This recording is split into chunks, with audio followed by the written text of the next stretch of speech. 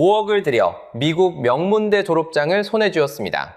그런데 미국도 돌아온 한국도 그 비싼 졸업장을 받아주지 않습니다. 도대체 무슨 일이 벌어진 걸까요? 한때는 미국 명문대만 나오면 인생이 보장됐습니다. 미국에서든 한국에서든 좋은 자리가 알아서 기다리고 있었거든요. 그런데 지금은 그 공식이 산산조각 났습니다. 2010년 7만 명을 넘던 한국인 미국 유학생이 지금은 4만 명대로 주저앉았습니다. 광역시 인구 절반이 조용히 발을 뺀 셈입니다. 그 많던 돈과 시간을 쏟고도 왜 졸업장 한 장이 미국에서도 한국에서도 빙글빙글 돌기만 하는 걸까요? 그 출구 없는 회전문의 구조를 지금부터 한 겹씩 벗겨보겠습니다. 숫자로 보면요, 한 가지 이상한 장면이 잡힙니다. 한국인 미국 유학생은 2010년 7만 3천 명을 정점으로 찍었습니다. 그런데 2024년 기준으로는 4만 2천 명대로 줄었습니다.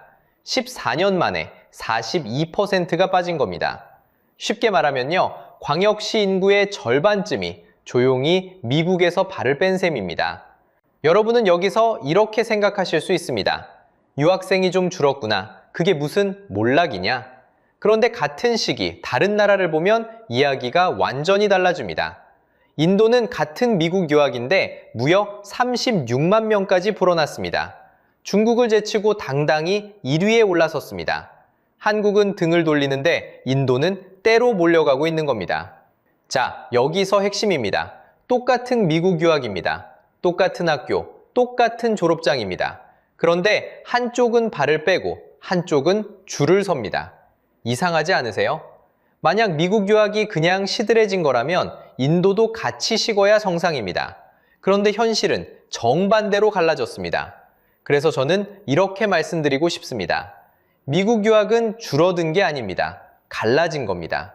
누군가는 여전히 가고 누군가는 조용히 손을 떼고 있는 거예요. 그리고 이 갈라짐 속에 오늘 영상에 진짜 이야기가 숨어 있습니다. 여러분이 기억하셔야 할 게 하나 있습니다. 진짜 충격은 숫자가 아닙니다. 7만이 4만으로 줄었다는 게 핵심이 아니라는 말입니다. 도대체 무엇이 진짜 문제일까요? 답은 졸업장 그 자체에 있습니다. 상식적으로 생각하면 유학의 고비는 입학입니다. 합격만 하면 절반은 성공이라고들 하잖아요. 그런데 이 영상에서 제가 보여드릴 진실은 정반대입니다. 미국 유학의 몰락은 입학이 아니라 졸업한 다음에 시작됩니다. 5억을 들여 손에 쥔 졸업장이 미국에서도 한국에서도 통하지 않는 순간 말입니다. 조금 더 구체적으로 말씀드릴게요. 최근 한 학년 동안 미국에 새로 등록한 외국인 유학생 수가 17%나 꺾였습니다. 들어오던 사람조차 멈칫하기 시작한 겁니다. 이건 그냥 인기가 식은 게 아닙니다. 무언가 구조가 바뀌고 있다는 신호예요. 그 구조를 저는 4개의 회전문으로 설명드리려 합니다. 회전문은 분명 안으로 들어갔는데 빙글빙글 돌다 보면 어느새 제자리 혹은 바깥으로 밀려나는 문입니다. 미국 유학에는 이런 회전문이 4개나 있습니다. 첫째는 비용, 둘째는 인공지능이 바꿔놓은 취업, 셋째는 비자, 그리고 넷째는 귀국입니다. 이 4개의 문을 한 겹씩 아주 천천히 벗겨보겠습니다. 여러분 자녀가 혹은 여러분의 지갑이 어느 문 앞에 서 있는지 함께 따져볼 겁니다. 그 첫 번째 회전문은 합격 통지서를 받은 바로 그날 돌기 시작합니다. 도대체 미국 유학에 돈이 얼마나 드는 걸까요? 그 숫자를 한번 같이 따라가 보겠습니다. 명문 사립대학의 한 해 등록금부터 봅시다. 2025년부터 2026학년도 기준으로 평균 4만 4천 달러가 넘습니다. 우리 돈으로 환산하면 등록금 하나만 1년에 6천만 원을 훌쩍 넘기는 거예요. 그런데 이건 정말 입구일 뿐입니다. 학교 안에서 잠을 자야 하고 밥을 먹어야 하고 교재도 사야 하잖아요. 기숙사비와 생활비까지 다 더하면 명문 사립은 한 해에 8만 달러에서 9만 달러로 올라섭니다. 1년에 1억 원이 넘게 들어간다는 뜻입니다. 그러면 4년이면 얼마일까요? 조건에 따라 다르지만 대략 5억 원입니다. 대학원이나 어학연수까지 붙으면 그 이상으로 불어날 수도 있고요. 5억 원이면 어느 정도일까요? 쉽게 말해서 서울 외곽에 아파트 전세 한 채를 얻을 수 있는 돈입니다. 그 한 채를 통째로 4년 학비로 태우는 셈이죠. 그런데 여기서 한국 가정만 따로 맞는 부담이 하나 더 있습니다. 바로 환율입니다. 같은 달러를 보내도 원화로는 더 많은 돈이 빠져나가거든요. 2026년 들어 환율은 1달러에 1,530원 선까지 올랐습니다. 1년 전보다 같은 송금의 약 11%가 더 얹힙니다.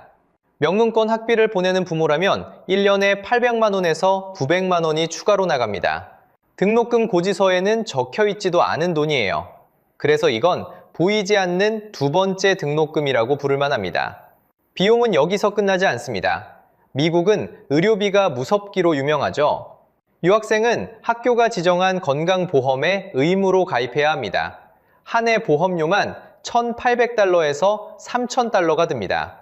그런데도 한 번 입원하면 하루에 1만 달러가 넘는 청구서가 흔합니다. 작은 사고 하나가 수천만 원짜리 청구서로 눈덩이처럼 불어날 수 있다는 거예요. 게다가 유학생은 미국 학생들이 받는 장학금이나 재정보조의 문이 거의 막혀 있습니다. 결국 이 모든 비용을 가족이 거의 전액 자비로 떠왔습니다. 자, 여기서 경제용어 하나만 짚고 가겠습니다. 한 번 부어버린 5억 원은 학교를 그만둬도 돌려받지 못합니다. 이렇게 이미 써버려 되돌릴 수 없는 돈을 매몰 비용이라고 부릅니다. 또 하나 있습니다. 그 5억 원을 다른 데 묻어뒀다면 벌 수 있었을 돈. 이건 기회비용이라고 하죠. 두 비용이 동시에 부모의 어깨를 누르는 겁니다. 그런데 이 5억 원은 시작에 불과합니다. 큰 돈을 치렀으니 좋은 자리는 보장될까요? 두 번째 회전문 앞에 전혀 예상하지 못한 상대가 조용히 기다리고 있었습니다. 자, 큰 돈을 치렀으니 자리는 보장될까요? 명문대 졸업장만 손에 쥐면 취업은 따라온다고 믿으셨을 겁니다. 그런데 두 번째 회전문 앞에는 전혀 예상 못한 상대가 서 있었습니다. 바로 AI입니다. 숫자로 보면요, 2026년 1분기 미국 신규 대졸자 실업률은 약 5.7%였습니다. 전체 실업률 4.2%보다 한참 높은 수치입니다. 쉽게 말하면 갓 졸업한 청년이 평범한 직장인보다 일자리 구하기가 더 힘들어졌다는 뜻입니다. 졸업장이 방패가 아니라 짐이 되기 시작한 거죠. 도대체 무슨 일이 벌어진 걸까요? 가장 먼저 받친 문이 하필 유학생들이 노리던 바로 그 문이었습니다. STEM, 그러니까 이공계와 IT 취업문 말입니다. 한국 학부모들이 그래도 공대 보내면 궁지 낳는다며 자녀를 떠밀던 그 분야입니다. 그 입구가 가장 먼저 가장 세게 막혔습니다. 신입을 뽑는 자리, 그러니까 엔트리 레벨 테크 채용은 전년에 비해 73.4% 줄었습니다. 10자리 중 7자리가 1년 만에 사라진 셈입니다. 컴퓨터 프로그래머 고용은 2023년부터 2025년 사이 27.5% 감소했습니다. 거대 IT 기업들의 신입 채용은 3년간 절반 넘게 줄었습니다. 여기서 핵심입니다. 회사들이 망해서 줄인 게 아닙니다. 같은 시기 AI와 머신러닝 분야 채용은 1년 만에 88% 늘었습니다. 한쪽에선 신입을 자르고 다른 한쪽에선 AI를 붙이고 있는 거예요. 이걸 경제학에서는 자동화에 의한 노동 대체라고 부릅니다. 쉽게 말하면 사람이 하던 단순 코딩을 이제 기계가 대신한다는 거죠. 문제는 그 단순한 일이 바로 신입의 첫 일자리였다는 점입니다. 상식적으로 생각하면 회사는 신입을 뽑아 키운 뒤 위로 올려보냅니다. 그런데 그 사다리의 첫 칸이 빠져버렸습니다. 사다리를 다 올라갈 준비를 하고 왔는데 발을 디딜 첫 칸이 아예 없어진 거예요. 경제학에서는 이걸 채용 사다리의 붕괴라고 합니다. 한 청년을 떠올려 보세요. 4년 내내 코딩에 매달려 좋은 성적으로 졸업했습니다. 실력은 충분합니다. 그런데 지원서를 100군데 넣어도 면접 한 번 잡지 못합니다. 신입이 들어갈 자리 자체가 화면에서 지워졌기 때문입니다. 그 결과는 통계로도 나타납니다. 22세에서 27세 사이 배졸 청년 약 43%가 자기 학력보다 낮은 자리로 내려앉았습니다. 5명 중 2명 꼴입니다. 비싼 졸업장을 들고도 눈높이를 한참 낮춰야 겨우 일을 잡는 거죠. 그래도 취업만 뚫으면 끝일까요? 세 번째 회전문은 실력으로도 못 엽니다. 이 문은 동전 던지기로 열립니다. 자, 운 좋게 일자리를 잡았다고 칩시다. 그래도 미국에 남으려면 마지막 관문이 하나 더 있습니다. 바로 취업비자, H-1B입니다. 이 비자가 1년에 몇 장이나 풀리는지 아십니까? 딱 8만 5천 개입니다. 미국 전체에서 모든 나라 출신을 다 합쳐서 그렇습니다. 그런데 이 문은요, 실력으로는 열리지 않습니다. 성적순도 아니고 학교 강판순도 아닙니다. 그냥 무작위 추첨입니다. 열쇠로 여는 문이 아니라 동전을 던지는 거예요. 숫자로 보면요, 2026 회계연도 기준 신청자가 약 33만 6천 명이었습니다. 여기서 당첨된 사람은 11만 9천 명, 선발률로 따지면 약 35%입니다. 쉽게 말해서 셋 중 둘은 떨어진다는 뜻이에요. 친구 셋이 똑같이 명문대를 나와도 둘은 짐을 싸야 한다는 겁니다. 토익 만점을 받아도 명문대를 수석으로 나와도 소용없습니다. 역사람과 똑같이 딱 한 번 운에 맡기는 거거든요. 4년을 갈아 넣은 노력이 추첨 한 방에 물거품이 되는 겁니다. 5억을 쏟아부어 졸업장을 손에 쥐었는데 마지막 관문이 동전 던지기라니. 이게 바로 경제학에서 말하는 진입장벽입니다. 능력으로는 도저히 넘을 수 없는 보이지 않는 벽인 거죠. 그런데 여기서 끝이 아닙니다. 2025년 9월 미국 정부가 새 규칙 하나를 꺼냈습니다. 신규 H-1B 신청 한 건당 10만 달러, 우리 돈으로 약 1억 5천만 원을 수수료로 받겠다는 겁니다. 다만 분명히 해두겠습니다. 이 1.5억 통행료는 도입은 됐지만 지금도 법정 다툼이 한창입니다. 2026년 6월 현재 위법이라는 판결이 한번 나왔다가 항소심에서 멈춰서 효력만 간신히 유지되고 있어요. 확정된 영구제도가 아니라 진행형 상패라는 뜻입니다. 그런데 여기서 진짜 타격이 시작됩니다. 생각해보세요. 1.5억짜리 통행료를 회사가 신입 외국인 하나 뽑겠다고 대신 내줄까요? 같은 자리에 미국인을 앉히면 그 돈이 아예 안 됩니다. 굳이 외국인을 데려와 1.5억을 더 쓸 회사가 몇이나 될까요? 그러니 고용주 입장에선 외국인 신입을 뽑을 이유가 점점 줄어드는 거예요. 비자가 막히는 게 아닙니다. 나를 데려갈 회사가 먼저 발을 빼는 거죠. 이게 바로 정책 리스크입니다. 내 실력과는 아무 상관없이 나라가 규칙 하나 바꾸면 내 미래가 통째로 흔들리는 겁니다. 여기에 또 하나의 흐름이 더해집니다. 졸업 후 합법적으로 일할 수 있는 임시허가증, OPT라는 게 있습니다. 최대 36개월까지 미국에서 일할 수 있는 마지막 숨통이죠. 그런데 미국 국토안보부가 유학생 체류 기간을 4년으로 묶는 규칙을 준비하고 있습니다. 2026년 5월에 최종안이 제출됐고 이르면 9월에 시행될 수 있다고 합니다. 다만 아직 시행 전입니다. 확정된 게 아니에요. 그래도 방향만큼은 분명합니다. 졸업 후 일할 수 있는 그 좁은 통로가 조금씩 더 좁아지고 있다는 겁니다. 자, 정리해 보겠습니다. 취업을 뚫어도 비자는 동전 던지기, 운 좋게 당첨돼도 회사는 1.5억 통행료 앞에서 망설입니다. 미국에 남는 길이 이렇게 막혀버린 거죠. 그렇다면 이런 생각이 드실 겁니다. 미국이 막혔으면 한국으로 돌아오면 되잖아요. 그런데 바로 그 마지막 회전문이 가장 잔인합니다. 그래서 짐을 쌉니다. 미국이 막혔으니 한국으로 돌아오는 거죠. 명문대 졸업장이 있으니 여기서는 대접받을 거라 믿습니다. 그런데 바로 거기서 마지막 회전문이 돌기 시작합니다. 숫자로 보면요, 2024년 한국에서 새로 박사학위를 딴 사람 10명 중 셋은 일자리가 없습니다. 미취업률이 27.7%였거든요. 통계 작성 이래 가장 높은 수준입니다. 특히 30세 미만 젊은 박사는 약 절반이 무직 상태입니다. 학위를 따자마자 갈 곳이 없는 거예요. 그럼 어렵게 따온 그 학위로 교수나 연구원은 될 수 있을까요? 박사 취득 후에 대학 교수나 연구원으로 자리 잡는 비율이 10.1%입니다. 10명 중 1명입니다. 독일이나 프랑스는 그 비율이 25%를 넘거든요. 우리는 그 절반에도 못 미칩니다. 게다가 북미 박사 시장은 이미 꽉 찼습니다. 외국인 박사 비중이 2021년 14%대에서 2024년 23.9%까지 올라왔어요. 자리 넷 중 하나를 외국인이 채우는 셈입니다. 돌아온 한국에도 의자가 없는 겁니다. 자, 여기서 냉정하게 계산을 해보겠습니다. 5억을 들였는데 4년 뒤 손에 남는 건 도대체 뭘까요? 하나씩 빼보겠습니다. 먼저 학비와 기숙사로 약 3억 7천만 원이 빠져나갑니다. 이건 되돌릴 수 없는 돈입니다. 거기에 4년치 생활비와 의무 건강보험으로 약 1억이 더 사라집니다. 끝이 아닙니다. 송금할 때마다 환율이 발목을 잡습니다.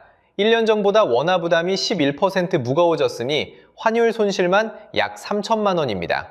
여기서 진짜 아픈 게 하나 더 있습니다. 그 5억을 유학이 아니라 국내 예금이나 투자에 넣었다면 벌었을 돈이죠. 경제학에서는 이걸 기회비용이라고 부릅니다. 쉽게 말하면 다른 데 썼다면 손에 쥐었을 수익을 통째로 포기한 거예요.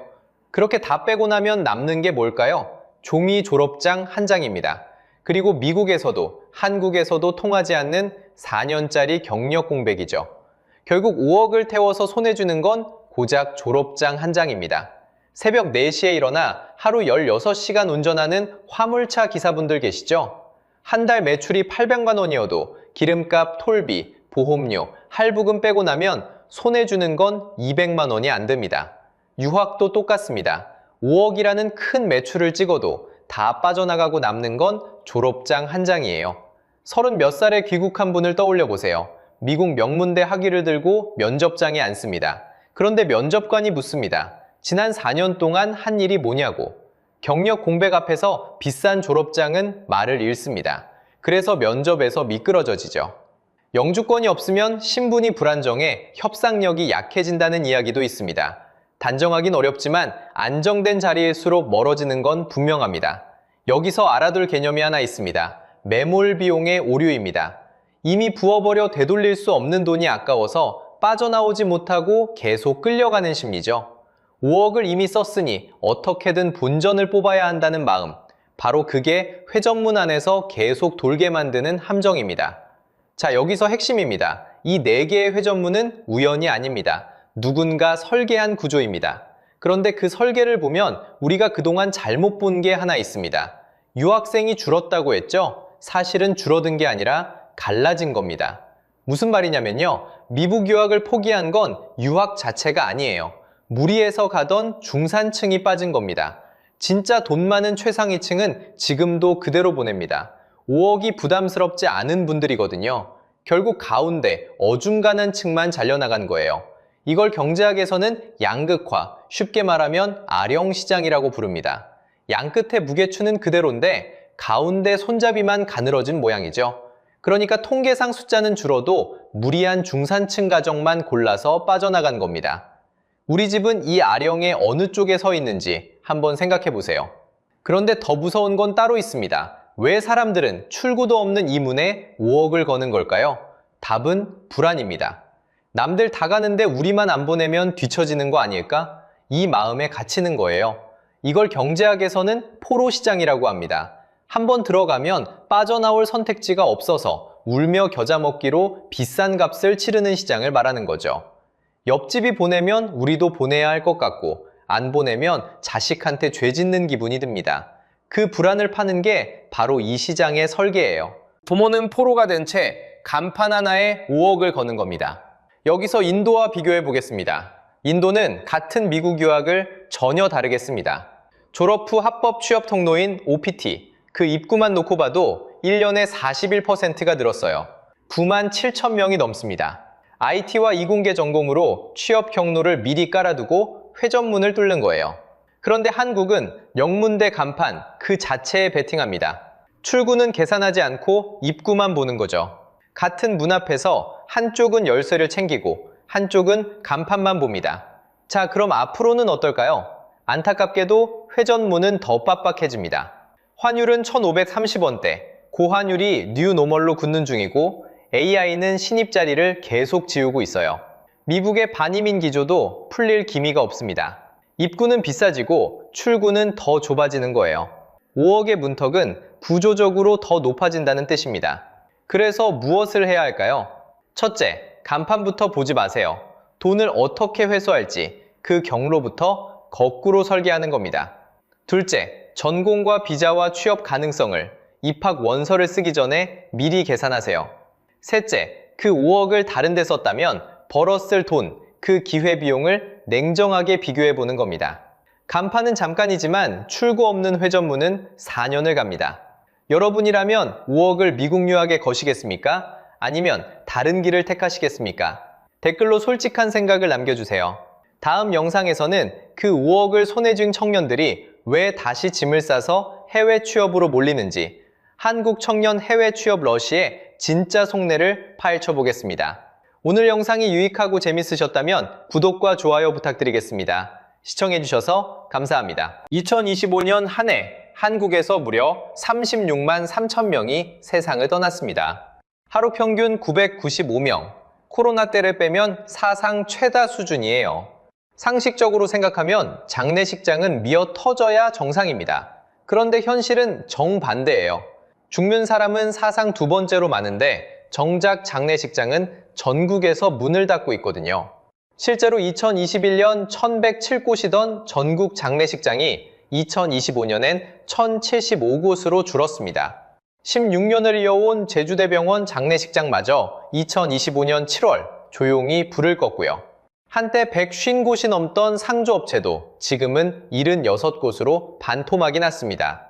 도대체 사람은 그대로 떠나는데 왜 이 산업은 제발로 무너지는 걸까요? 결론부터 말씀드리면 우리가 죽음을 대하는 방식 자체가 바뀌었기 때문입니다. 여기엔 누군가의 오래된 탐욕이 있고 여러분이 몰랐던 돈의 흐름이 있고 그리고 죽음 앞에서조차 갈라지는 계급이 있습니다. 그 폭리의 민낯과 텅 빈 빈소의 진짜 이유를 지금부터 하나씩 파헤쳐 보겠습니다. 황금알을 낳는 거위, 다들 아시죠? 매일 알을 하나씩 낳아주는 마르지 않는 부의 원천입니다. 그런데 세상에 이 거위와 가장 닮은 사업이 하나 있었어요. 바로 장례식장입니다. 생각해보세요. 사람은 누구나 반드시 떠나고 떠나면 남은 가족이 반드시 장례를 치릅니다. 경기가 좋든 나쁘든 상관없죠. 수요가 영원히 마르지 않는 사업, 이만한 거위가 또 없습니다. 게다가 지금은 그 어느 때보다 거위에게 좋은 시절처럼 보입니다. 방금 말씀드렸듯 떠나는 분이 한 해 36만 명을 넘어선 시대니까요. 매일 작은 마을 하나가 통째로 비워지는 셈입니다. 게다가 떠나는 분 10명 중 5명 이상이 80 넘은 어르신이에요. 우리 사회가 빠르게 늙고 있다는 뜻이고 이 숫자는 앞으로 줄기는커녕 더 늘어날 일만 남았습니다. 거위에게는 손님이 마를 걱정이 없는 거죠. 자, 그러면 결론은 뻔합니다. 떠나는 분이 역대급으로 많아졌으니 장례식장은 손님이 넘치는 호황이어야 정상이잖아요. 거위는 그 어느 때보다 살이 통통하게 올라 있어야 맞습니다. 그런데 상식적으로 도무지 말이 안 되는 일이 벌어져요. 손님이 줄 서야 할 장례식장이 전국 곳곳에서 조용히 문을 닫고 있거든요. 새로 여는 곳보다 폐업하는 곳이 더 많을 정도입니다. 가장 충격적인 장면은 제주에서 나왔습니다. 16년을 이어온 제주대병원 장례식장이 2025년 7월 운영을 멈췄어요. 동매업체도 아닌 지역을 대표하는 국립대병원이 적자로 손을 든 겁니다. 그것도 처음이 아니었어요. 제주에서는 한국병원, 한라병원, 한마음병원이 차례로 접었고 제주대병원이 그 뒤를 이었습니다. 병원들이 줄줄이 빈소에 불을 끄고 있는 거죠. 사람은 그대로 떠나는데 그 죽음을 먹고 살던 산업은 왜 제발로 무너질까요? 누가 목을 조르지도 않았는데 황금알을 낳던 거위가 스스로 죽어가고 있는 겁니다. 그런데 이 거위가 정말 황금알을 낳긴 했을까요? 그 답을 알려면 여러분이 마지막으로 냈던 장례비, 그 돈이 어디로 흘러갔는지부터 들여다봐야 합니다. 여러분, 장례식장에서 밥 한 끼 드셔보셨죠? 그 밥값에 도대체 얼마가 붙는지 아십니까? 거위가 황금알을 낳았다면 그 알은 어디서 나왔을까요? 결론부터 말하면 빈소 대여가 아니었습니다. 빈소 임대료는 하루 50만 원에서 100만 원 선입니다. 적지 않죠? 그런데 이건 미끼였어요.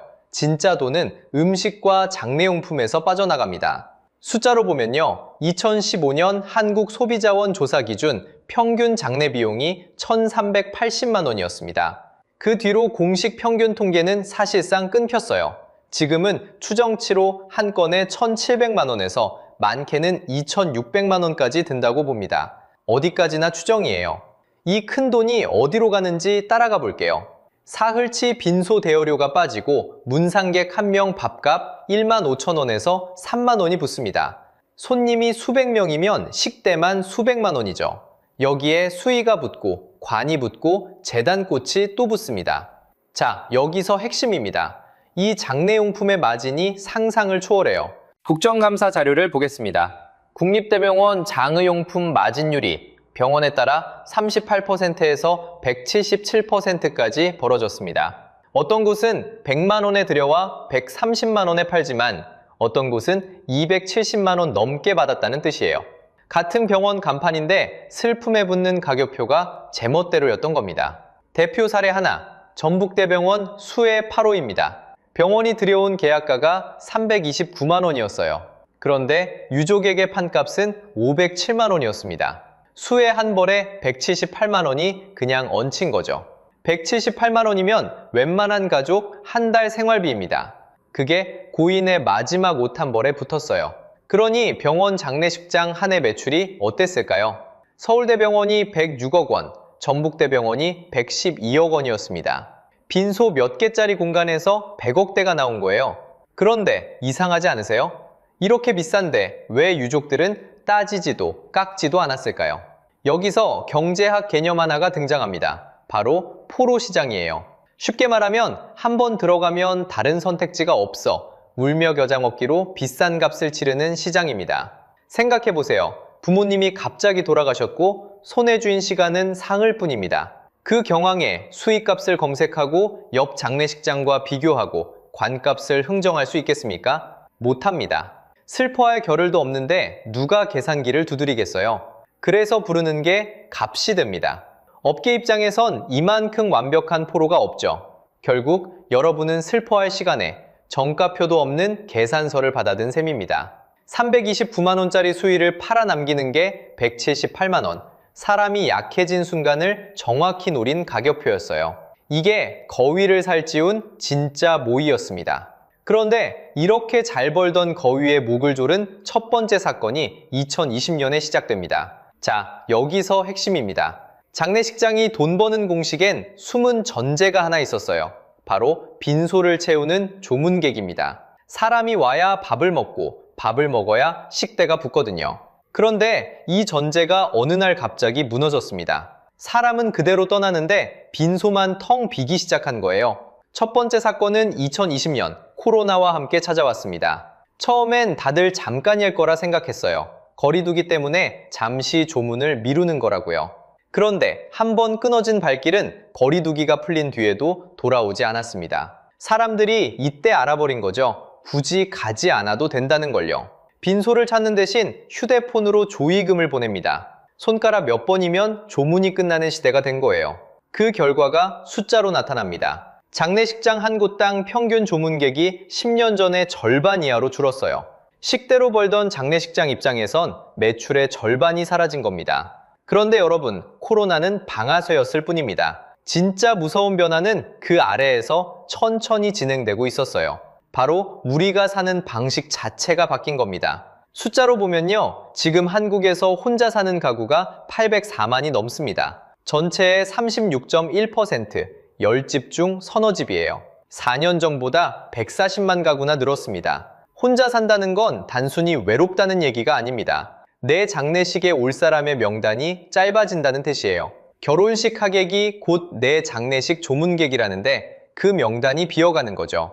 더 무거운 숫자도 있습니다. 2024년 혼자 쓸쓸히 떠난 고독사가 3,924명, 역대 최다였어요. 하루에 10명 넘는 사람이 곁에 아무도 없이 떠났다는 겁니다. 그런데 꼭 아셔야 할 게 있어요. 이 고독사의 81.7%가 남성이었습니다. 그것도 청년도 노인도 아닌 한창 일할 나이에 5060 중년 남성이 가장 많았어요. 한번 떠올려 보세요. 이혼 후 혼자 원룸에 사는 50대 가장이 있습니다. 자식과는 연락이 끊겼고 직장을 잃은 뒤로 친구도 멀어졌어요. 매일 출근하던 사람이 아무데도 가지 않게 되면 그를 찾는 전화도 함께 사라집니다. 그렇게 며칠, 몇 주가 지나서야 발견되는 거예요. 남일 같으십니까? 결코 그렇지 않습니다. 관계가 끊긴 죽음은 빈소도 조용합니다. 관을 들어줄 사람이 없어 도우미를 부르는 일까지 생겼어요. 가족이 있어도 마찬가지입니다. 서울에서 연고 없이 처리된 죽음이 2019년 434명에서 2022년 1102명으로 3년 만에 2.5배가 됐어요. 그런데 이분들 대부분이 진짜 혼자였던 게 아닙니다. 가족은 있는데 시신을 거둘 형편이 안 돼 포기한 경우가 많았어요. 돈이 없어 마지막 인사조차 못한 거죠. 자, 이 모든 변화가 가리키는 곳은 한 군데입니다. 빈소에 올 사람이 구조적으로 사라지고 있다는 거예요. 코로나가 발길을 끊었고 1인 가구가 그 명단을 지웠습니다. 그래서 솔직하게 묻고 싶어요. 여러분이 세상을 떠나는 날, 그 빈소엔 몇 명이나 올까요? 쉽게 답이 안 나오신다면 그게 바로 이 산업이 무너지는 진짜 이유입니다. 그런데 조문객만 줄어든 게 아니었습니다.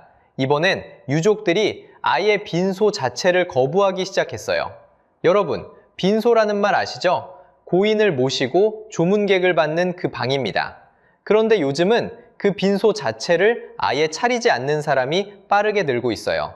빈소도 없고 조문도 받지 않고 화장장에서 가족끼리 조용히 보내는 겁니다. 이걸 무빈소 장례라고 불러요. 불과 몇 년 전만 해도 100건 중 1건 있을까 말까였습니다. 그런데 지금은요, 전국 기준으로 무빈소가 15에서 20%까지 올라온 걸로 추정됩니다. 특히 한 상조회사에서는 100명 중 1명도 안 되던 무빈소가 불과 10여 년 만에 10명 중 3명꼴까지 치솟았다고 해요. 그야말로 폭발적인 변화입니다. 빈소를 안 차린다는 건 장례식장 입장에서 가장 비싼 빈소 대여가 통째로 빠진다는 뜻입니다. 그 안에서 팔던 음식과 장례용품 매출도 같이 사라지죠. 앞에서 본 폭리구조 전체가 무빈소 한 방에 무너지는 거예요. 그렇다면 사람들은 왜 갑자기 빈소를 거부할까요? 답은 두 가지, 돈과 마음입니다. 먼저 돈이에요. 빈소 차리고 사흘 치르면 보통 1,000만 원대가 듭니다. 그런데 무빈소로 가족끼리 보내면 200만 원에서 300만 원이면 끝나요. 같은 죽음을 보내는데 비용이 3분의 1로 토막나는 겁니다.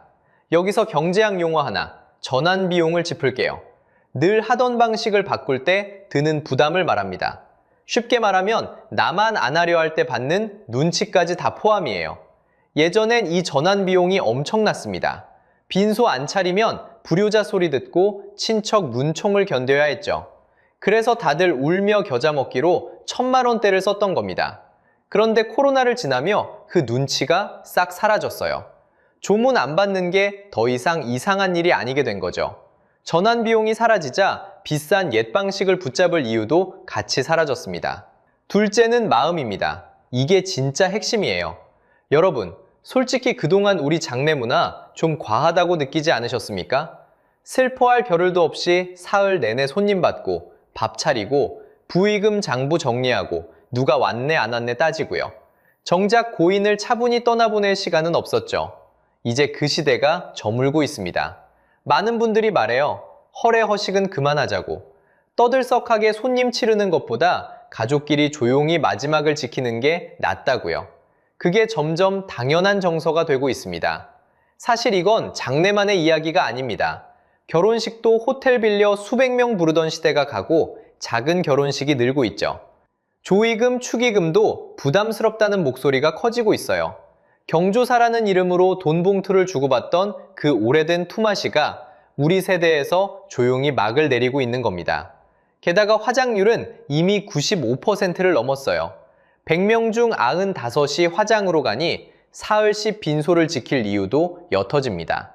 결국 사람들은 더 싸고, 더 조용하고, 더 진심에 가까운 방식을 찾아 떠나기 시작했습니다. 장례식장 입장에선 가장 돈 되던 손님이 제 발로 등을 돌린 거예요. 그동안 못했던 말을 이제 다들 꺼냅니다. 죽음 앞에서까지 남 눈치 보며 돈을 쏟는 시대는 끝났다고요. 어쩌면 여러분도 오래전부터 그렇게 느끼셨을지 모릅니다. 그런데 여기서 정말 잔인한 일이 벌어집니다. 모든 장례식장이 다 망하고 있을까요? 아닙니다. 누군가는 지금 이 순간에도 줄을 서서 빈소를 예약하고 있어요. 한쪽은 빈소도 조문객도 없는 무빈소 장례입니다. 비용은 200만 원에서 300만 원, 웬만한 직장인 한 달 월급이면 마지막을 정리합니다. 그런데 같은 나라, 같은 죽음인데 정반대 풍경이 있어요. 강남이나 대형 병원의 VIP 빈소입니다. 3일장 한 번에 5천만 원에서 1억 원이에요. 1억 원이면 서울 변두리에 작은 전셋집 하나를 부하는 돈입니다. 그게 단 3일짜리 빈소에 들어가는 거예요. 게다가 이런 프리미엄 빈소는 자리가 없어 예약 전쟁까지 벌어집니다. 여기서 이상한 점 느껴지셨나요?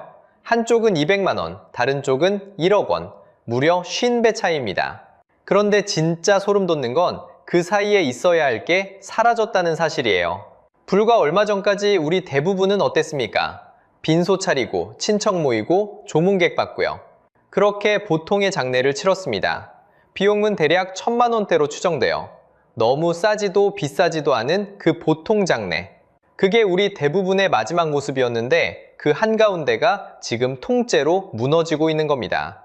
이걸 경제학에서는 바벨 시장이라고 불러요. 쉽게 말하면 헬스장 역기 있잖아요. 양쪽 끝에 무거운 원판만 달리고 가운데 손잡이는 텅 빈 그 모양 말입니다. 딱 지금 장례시장이 그래요. 200만 원짜리 초저가와 1억 원짜리 초고가, 양끝만 살아남았습니다. 우리 대부분이 서 있던 그 1,000만 원대 보통 장례는 거위처럼 조용히 사라지고 있어요. 자, 여기서 핵심입니다. 이게 무슨 의미일까요? 살아서도 집값이며 교육비로 계급이 갈렸는데 이제 죽음 앞에서조차 계급이 생겼다는 뜻입니다. 누군가의 마지막은 1억 원짜리 꽃에 둘러싸이고 누군가의 마지막은 빈소도 없이 200만 원으로 정리됩니다. 같은 하늘 아래 같은 죽음인데 가는 길이 이렇게 달라요. 평생 일하고 아끼고 버텼는데 마지막 가는 길마저 통장 잔고가 결정한다면요. 이건 단순한 장래 문제가 아닙니다. 우리 사회가 어디까지 쪼개졌는지 보여주는 거울이에요. 여러분의 마지막은 둘 중 어느 쪽이 될까요? 그런데 이 양극화가 우리만의 일은 아닙니다. 바다 건너 일본을 볼게요. 우리보다 고령화를 한참 먼저 겪은 나라죠. 일본에선 이미 가까운 가족끼리만 모이는 가족장이 표준으로 자리 잡았습니다.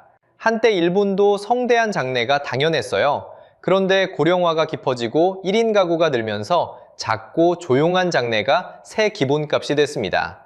우리가 막 들어선 그 길을 일본은 한 발 앞서 걸어간 셈이에요. 일본의 오늘이 우리의 내일일 수 있다는 이야기입니다. 결국 우리가 알던 거위는 양끝으로 찢어진 채 가운데가 텅 비어버렸어요.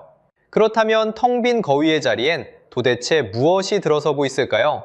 자, 텅 빈 거위의 자리, 그 빈 공간을 가만히 두고 볼 사람들이 있을까요? 죽음이라는 시장이 비는 순간 전혀 다른 얼굴의 산업들이 그 자리로 걸어 들어오고 있습니다. 첫 번째는 베스테크입니다. 쉽게 말하면 죽음과 추모에 IT와 인공지능을 붙인 신산업이에요. 국내 기업 딥브레인 AI가 리메모리라는 서비스를 내놨습니다.